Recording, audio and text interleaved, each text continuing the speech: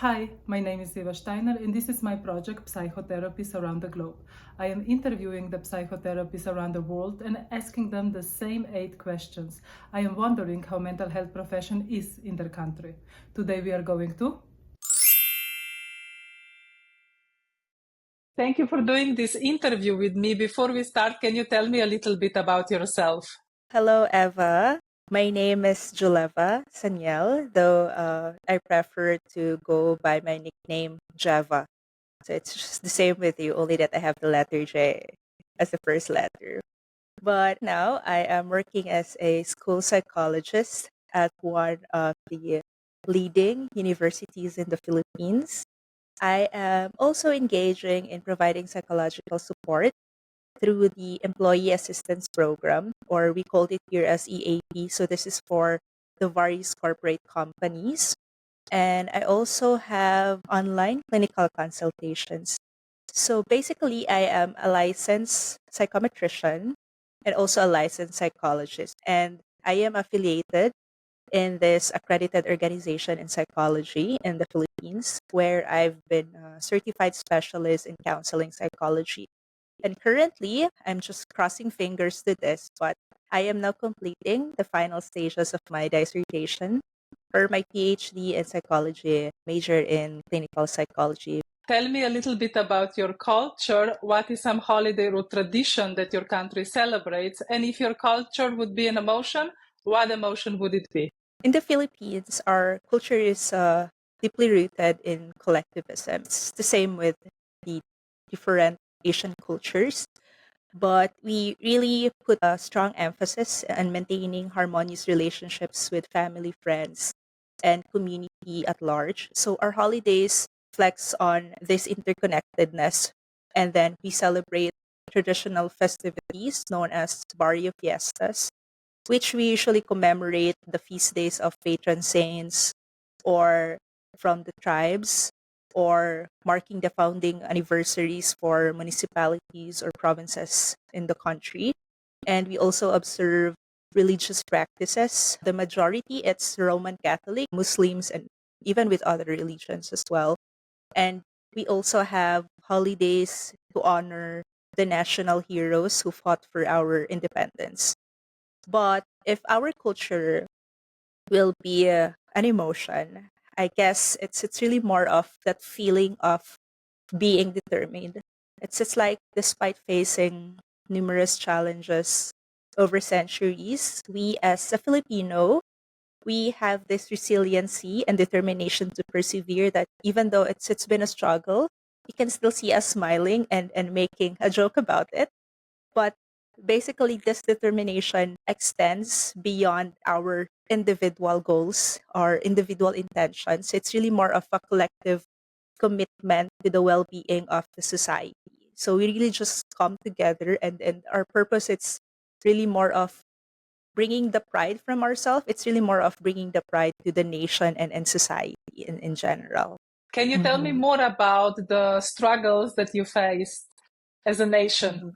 Really, it's more of because of this collectivism as well. One of the challenges is we are also pressured. Every time we're doing this, we also think about, are we doing something right? Not only to like beneficial for me, but is this something that is also beneficial for my family, for my friends, for the people who knows me? So it's always like that. When we do the decisions, we most of the time we also think about the other people's opinions. So basically that's the common struggle that we have because we have this collectivism in nature. And as a nation, it's also something like that in as much as we want to be united as Filipino people because of the different opinions, especially right now that it's been easy to hear different opinions through social media. So from this, we are also divided, but at the same time, we still wanted to come as united, like getting that unity as a Filipino. How did you become a psychotherapist in your country, and what is your therapeutic approach? In the Philippines, we acquiring licenses is it's very important for us to become a mental health professional. So first is a licensed psychometrician. And to become a licensed psychometrician, the psychometrician here, the definition is basically you are now eligible to conduct, interpret psychological tests. And with that, there's a need for you to get a 4-year bachelor's degree in psychology with required specific subjects. And if you already have that, that's the time you are now eligible to take the psychometrician licensure. And if you pass that, you are now a registered psychometrician. And this differs a bit for a licensed psychologist. So this is more of advanced. So for the licensed psychologist, besides from conducting and administering tests, we are now eligible to conduct the usual therapy sessions. So the psychologist licensure, this is advanced, so you should have a master's degree in psychology, getting that specific advanced subjects and internship hours. So those are some of the requirements to be eligible as a psychologist. So personally, it's just really a direction for me since I took my bachelor's degree in psychology. When I graduated with that bachelor's, I took my board exam in psychometrician. I also studied for my master's in psychology and also took my psychologist licensure exam. And so from there, it's been 5 years that I've been continue gaining experience by working with various providers in the psychology field. So I had experiences in clinical, in counseling, in academia, and even in human resources. I think so far from my 5 years of experience as a mental health professional, I am leaning towards the therapeutic approach of SFBT. It's really more of because due to its practicality, because the solution focused therapy, this is a short term intervention. Basically, the SFBT, the solution focused grief therapy, because this is especially useful for employee assistance program, in which this is because of the company and they have these limited sessions. So this is more of really addressing the current situations.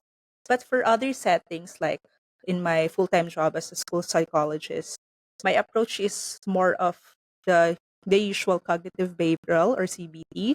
And then I'm also trying to incorporate now the Gestalt therapy. And recently, last March, because of also with my dissertation, I had this training for narrative exposure therapy. So this is more of addressing the trauma experiences. So I'm also trying to add this as part of that versatility as a therapist. And yeah, just to add this in my toolkit as well. And in general in Philippines, is there a distinction between psychologists and psychotherapists? I can see it from my observation because we don't have a licensed psychotherapist in by term. It's really more of the registered psychologist. So if you're a registered psychologist, you are now eligible to conduct psychotherapy sessions because there are psychologists who are just working for a company, but they are not providing psychotherapy sessions. So I guess for the licenses itself, you can call yourself a registered psychologist. But if you are a psychologist who are conducting a psychotherapy, and that's the time you can also call yourself a psychotherapist. But as far as I understand, there's no really distinctions to that name. I personally see it that way. That you're a psychologist. Sometimes there are psychologists who are researchers. So those are still psychologists. So they're still eligible to conduct psychotherapy, but their practice is more of research. In my case, I am conducting psychotherapy, so I guess it's safe to say that I am also a psychotherapist. And there is a law in Philippines regarding psychology. Yeah, that's the reason why we had a licensure, because it's part of the law that for you to be able to conduct and be a mental health professional, you should have these licenses. So yes, there's a law for it. How society looks upon psychotherapy or any psychological help? The society's perception of psychotherapy and psychological help, I guess it's evolving over time. And it's not only in the Philippines, but still the challenges of that still remains. From what I can see here in our country, while there's been a progress in advocating for the acceptance and normalization of mental health, but we have this historical stigma surrounding with it. Though, because our licenses, the law for that licensure, it was just mandated in 2014. But to be fair, with the 10 years, there's a shift to that. And I think because of that as well, it contributes to the increasing shift of the number of advocates and also promoting mental health awareness. However, the challenges still persist regarding about the perception that some of them cannot afford the sessions, okay, even taking psychological tests. So it involves seeking mental health assistance, though there are still free, but again, it's always that challenge, that the cost of that, and also the limited number, because again, it's just been 10 years. So there's like still a limited number of mental health professionals in the Philippines, particularly in the far-flung areas. In the city, there are bouts of numbers of mental health professionals, but still it's still a significant barrier to access the mental health. But of course, we still have this optimism to continued improvement. We are really hoping that in the next few years, this attitude towards the mental health or will receive the same attention as the usual physical health. And if I understood you correctly, psychological help is available through private pay, not through public hospitals. There are, to be fair, there are still. But then again, there's a limitation to that because there are also agencies who's supporting psychosocial. But again, when it comes to like maybe counseling, the usual counseling, but when it comes to really addressing the therapy individually or group, yeah, there's still a limited access to that because the number of psychologists or psychotherapists, we are still, let's say, just not even in the average number. Or so yeah, that's one of the challenge, the human resource. But is there like an interest for psychology profession or not yet?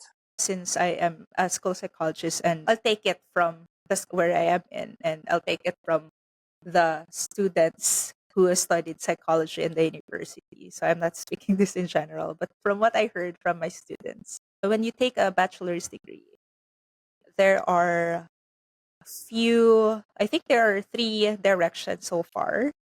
So the first one is to become a mental health professional. The second one is to become a doctor. The third one is to become a lawyer. And I guess if there's a fourth one is to become a businessman or to work in a corporate. So they're still interested. I guess the numbers of students right now, from what I've seen in the statistics before, there are more number of students who are studying psychology. But then again, to answer the question, if there are interested in pursuing the psychotherapy, there are still students, but I'm not sure if those number of students will be enough. But surely, when it comes to advocacy, even in they're not psychology students, it's already been known that I think there are more people now who understand mental health. Even the parents, even the older generations already understand it. So I guess to answer your question, for students itself, personally, I cannot see yet if that is enough number because psychology students have also different directions even if they're taking psychology course. And is there any other profession that maybe fills this role of mental health support for people in your society? Like priest or Yeah, definitely. There's a lot of more than us professionals. I think we came in late because prior to that professions, I became aware of the counseling because just to give context, I grew up with a Catholic family in which I had an uncle who's a priest and an aunt who's nun. So before I became aware of these professions, I grew up with them. They've been with me and counseling me. So I think that the priest becoming a nun, it's really more of the religion part. And also because I grew up in province in which those traditional healers. So yeah, I can say that they can provide counseling, but then again, professionally wise, if it's really more of if the client believes on that, then we will like a bit encourage that. But maybe for the profession itself, besides from psychologists, psychometrician, and even psychiatrists, I think the nearest that we could get who can provide counseling are social workers and then teachers. So those are because especially in public schools in which it's difficult to provide counseling sessions. Sorry, it's difficult to provide guidance counselors. So some of the teachers were the ones who were in charge in their guidance office. So I guess that's the nearest that we could get for the professions who are providing counseling sessions. But the therapy itself, I guess it's more of limited for the psychologist profession. What is your society teaching about child-parent relationship, and whether this value of society also influence how you design your interventions as a therapist? In my observation, again, we're coming from the collectivism society and in Asia. So we really have a strong family bonds and family is something that we really value. So for a child-parent relationship, our relationship is not only influenced by societal values, but it's deeply rooted from a familial traditions. So every family has their own traditions and it comes from generations to generations. However, of course, as the society evolves, there are external factors such as social media who might introduce change.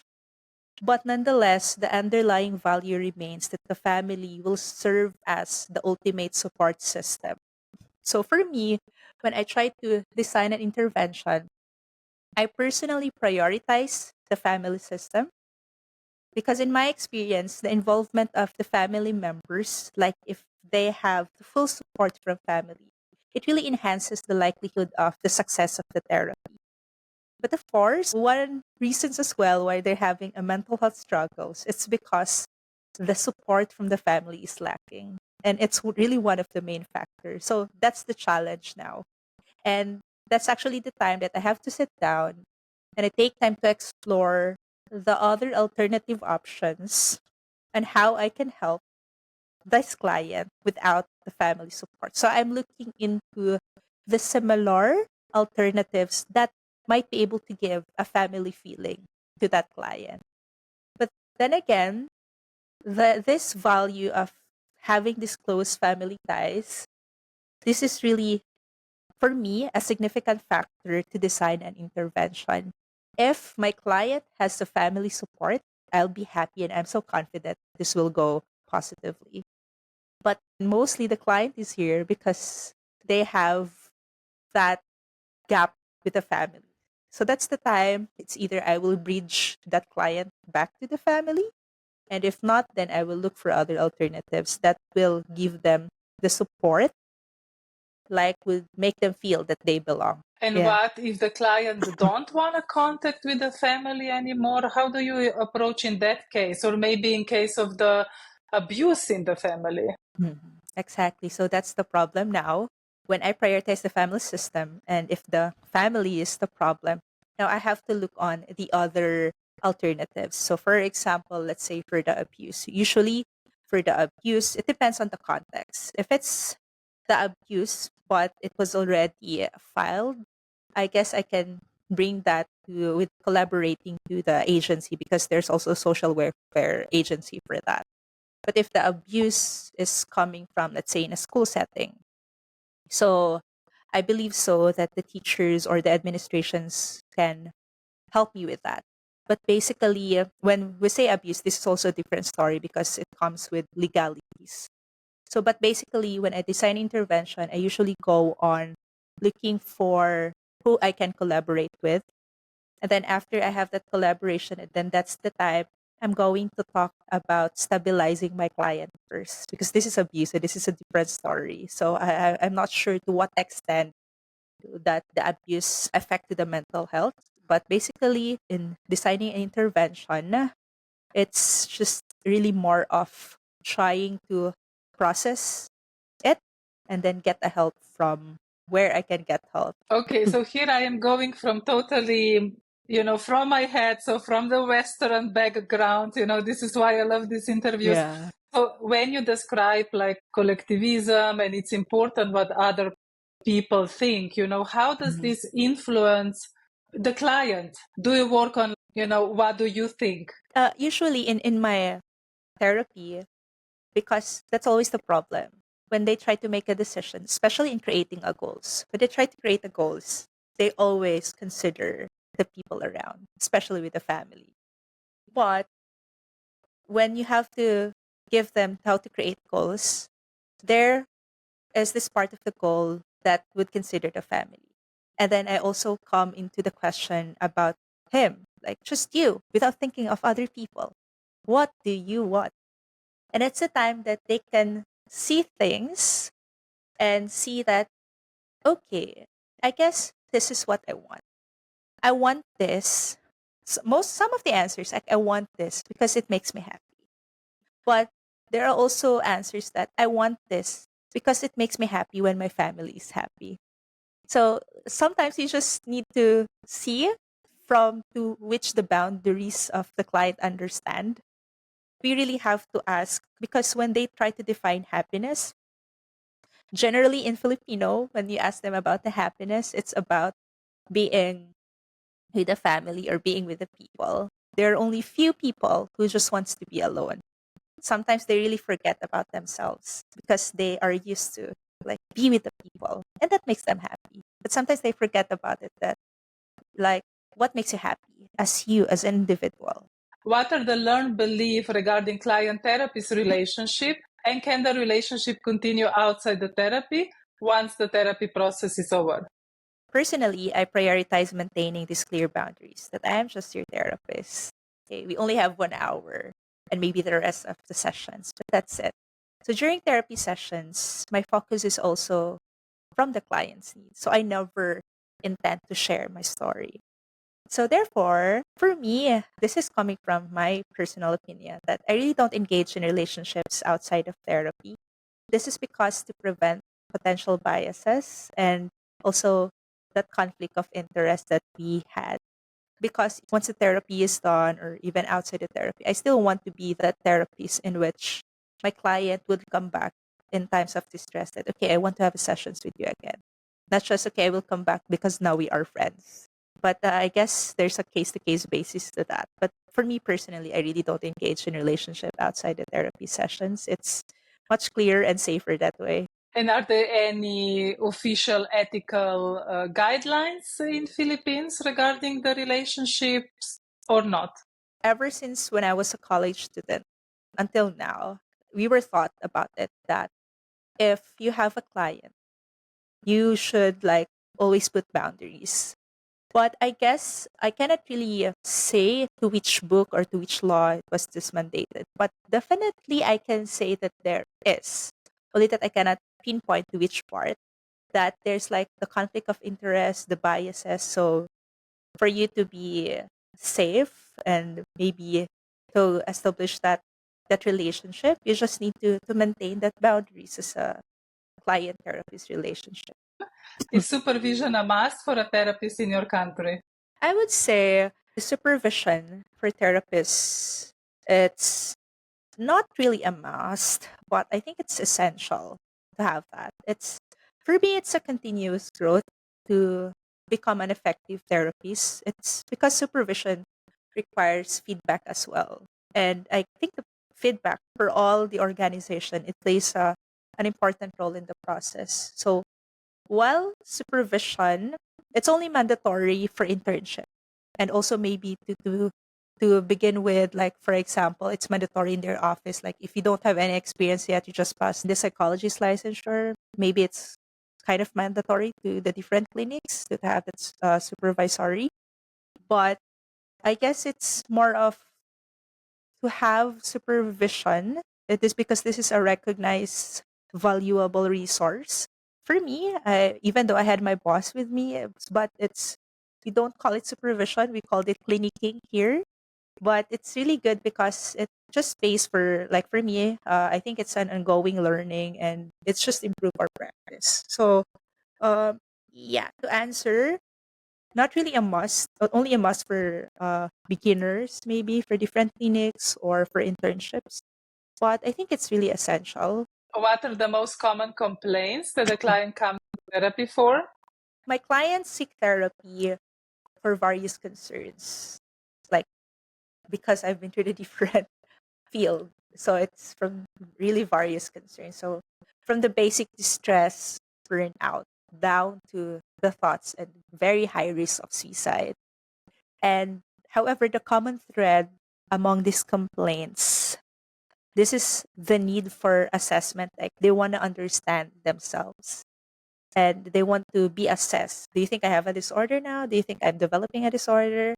They often want to explore and why they are feeling that way, why they become like that. And they want to experience like certain emotions and they really want to know how to manage those emotional struggles. So the therapy sessions typically involve by delving into past patterns and then usually the experiences we talk about that and while also trying to develop strategies because again the common complaints is why am I like this and what I can do about this.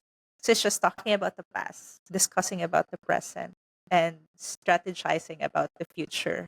And how clients usually see therapists, it's like, do they perceive it as a doctor-patient relationship, so a bit hierarchical, or do they perceive it more like a flat hierarchy? Well, yeah, it's just a doctor thing. So even if us, it's just difficult for them, for us also. Like in my case, even if they didn't know me yet, and once they get sit down, hello doc.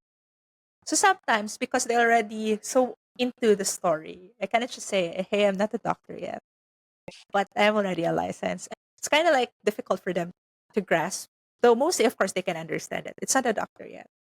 So that's the level. Like you are the hierarchy.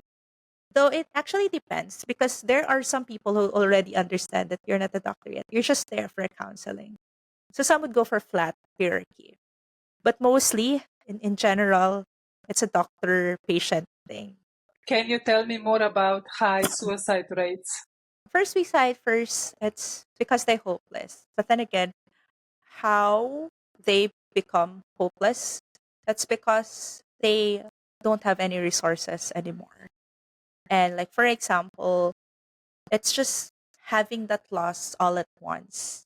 So when you try to look on the different areas of their life, they don't have a work or they're not happy at work, they're struggling financially, and they don't have any emotional support from family or they don't have family.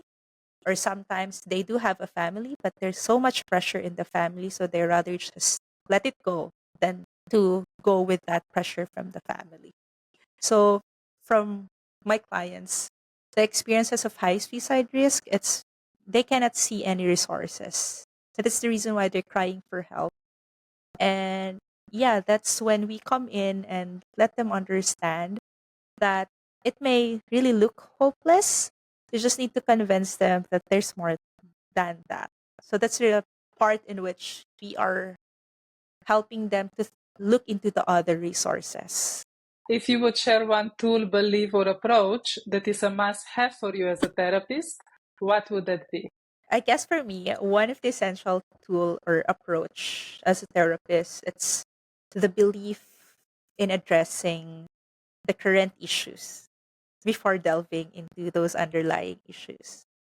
Because from what I've seen, they are there for the present issues. So sometimes you just have to help them address the first issues. But I also let them explain that right now, this is just top of the icing of the cake. So that's the reason why I guess it's really more of because I was influenced with the solution focus therapy that I need to look into the goals first. But more than that, it's really more of my practice would go for, of course, stabilizing the clients. And then once they are prepared, we slowly explore the present situation. And then while simultaneously we address the past concerns. So throughout this process, I really emphasize monitoring the progress also of the goals. So it's just the past, present, and future. My favorite line, it's I just want you to live rather than surviving. So I guess the approach for me right now that I can share is to really address the issues one step at a time while trying to promote that holistic growth and well-being. So it's, I guess, for me, from what I learned, you really have to address the different time generations from past, present, and future, but one step at a time. And I guess we will always start. I mean, for me, I always start with the present situation because that's the reason why they're there. Like they cannot help it anymore.